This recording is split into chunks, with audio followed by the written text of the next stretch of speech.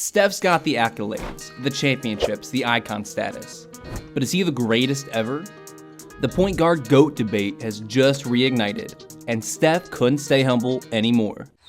Curry splits the defense behind the back, fires a three. Oh, he puts it! Gilbert Arenas' tough questions. The debate began when former Wizard superstar Gilbert Arenas brought Steph Curry into his show. Agent Zero saved the best question for last. Are you the best point guard ever?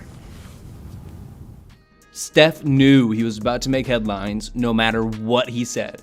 If he says no, that's magic. That's kind of a loser mentality, right? You want your superstar to be confident in himself. But if he says yes, you know there's going to be backlash. After all, Magic Johnson was credited with saving the NBA in the 1980s. For the last 3 decades, the point guard debate was an open and shut case. It was Magic, no question. He led the Showtime Lakers to glory, making the NBA the second most popular sport in the nation. But for the last decade, Steph's thrown his hat into the ring. He revolutionized the game, changing the three-point shot from being a specialist skill to the single most sought-after trait in the game. But is that worthy of GOAT status? Has he passed Magic, a player in most fans' top 5 all time? That's why Steph hesitated. There's no good way to answer that. But what is the right answer? Who's the best point guard of all time? We're gonna go through the resumes, then we'll tell you what Steph had to say. Comparing resumes. Steph broke out in 2013. Before that, he was an injury-prone specialist on bad teams. In fact, the Warriors were willing to part ways with him. They told the Bucks to choose between Steph and Monte Ellis. And the Bucks chose to trade for Monte. Of course, 2013 was a special year, a coming out party. He broke the record for most three-pointers made with 272, which seems like such a small number now. In 2015, he led the best team in the league, 67 wins. Media didn't believe a team could win on three-point shooting alone, but he proved them wrong. He took home a regular season MVP and a title. The next year, he somehow stepped it up a notch, hitting 402 threes. No one had even hit 300 before.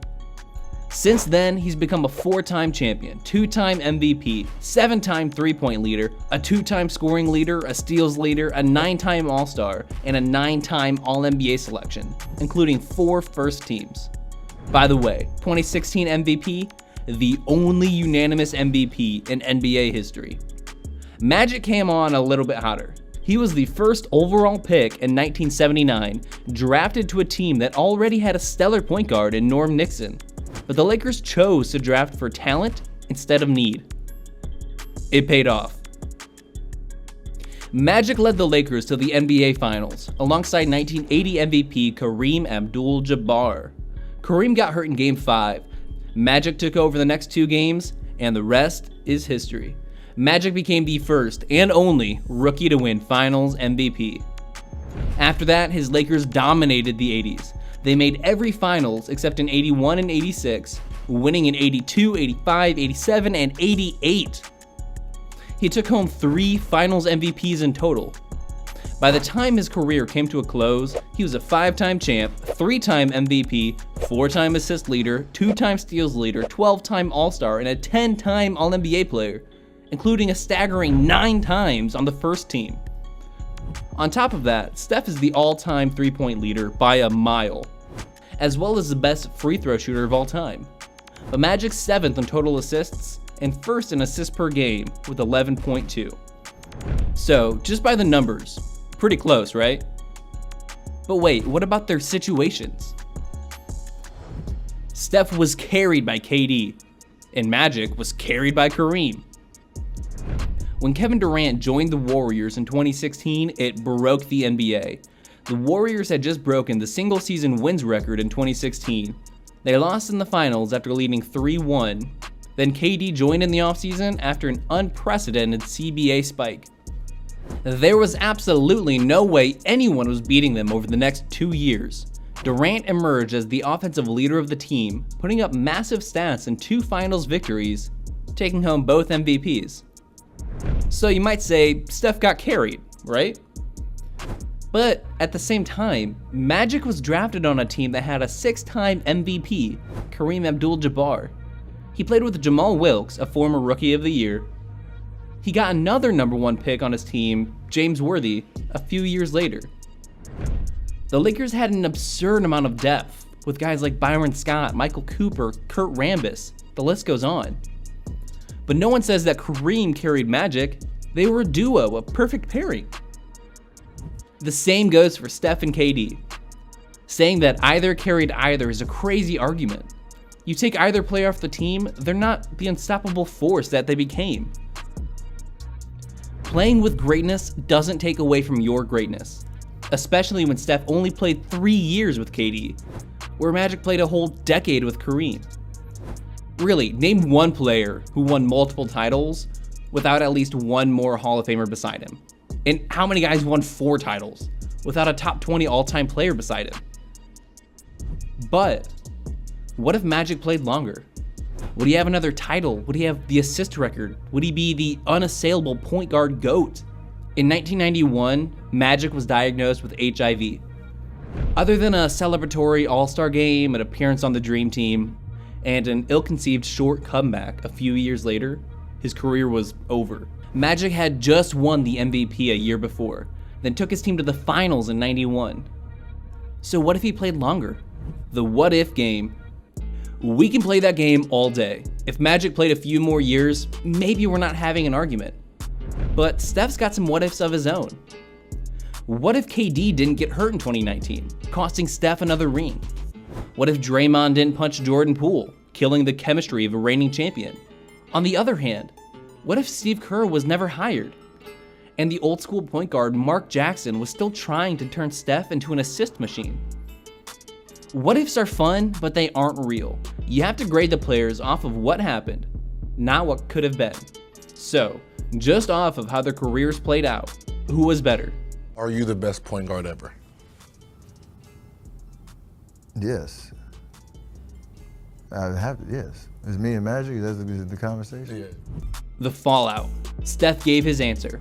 He believes he's the greatest point guard of all time, and the NBA world went into full debate mode. The greatest point guard of all time is Magic Johnson, and at present, it is not particularly close. Magic Johnson, it's not even close. It's not even close. Can I just say this, Allie? This came from Charles Barkley, Shaq, Isaiah Thomas. Not even close. Larry Bird and Magic Johnson were the two most, next to Michael Jordan, or maybe you could make a case for the argument, are the two most influential people for the NBA.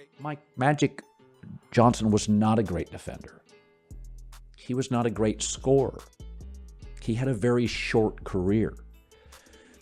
And I think if you look at basketball over the next 100 years and beyond, the three-point shot. But above all, one guy's pick made headlines. Michael Jordan. On First Take, Stephen A. read a text from His Airness, sent at 5:54 a.m. Good morning, sir. Although greatest of anything is always a debate, I beg to differ on greatest point guard of all time with what you said. Magic Johnson is easily the best point guard of all time. Steph Curry is very close, but not in front of Magic. You must define point guard to really have a serious debate. Steph Curry is by far the best shooter of all time. Yes, his movement has created many shots for his teammates. He's a career 43% three-point shooter. But Magic Johnson invented the triple-double. Not true invented, but makes it more noticeable in terms of the impact on the game. It's a point guard stat, to be honest. Magic was the best. We can go on, but I don't want to take up too much of your time. I know you get the point. By the way, Magic has 5 NBA championships. Jordan's debate is the classic one. Steph's not a real point guard, so how can you call him the greatest point guard of all time? In traditional NBA minds, a point guard's job is to get the ball to his teammates, rack up assists, and control the flow of the game. Magic is the best ever at doing that, no question. Steph is a scoring point guard. He's often off ball, running around screens like Reggie Miller until he finds an open inch, especially since he plays with Draymond Green, who's taken more of a point guard role than anything else on offense. How can you consider Steph a point guard? But there may be a better way to define a point guard. Does he make his teammates better? That's the real job. A shooting guard needs to be a bailout scorer. A forward should be a good glue player or guaranteed bucket. And a center should gobble up boards and protect the paint. But a point guard's only job is to make the other 4 guys better, like a quarterback. Doesn't Steph do that? He's averaged 6 assists for his career, but he's unselfish and always makes the extra pass. And just because he's the best scorer on the court just about any time he plays, he's suddenly not a point guard? Most importantly, the mere fact that he's on the court makes it easier on his teammates. He can hit literally from anywhere across half court.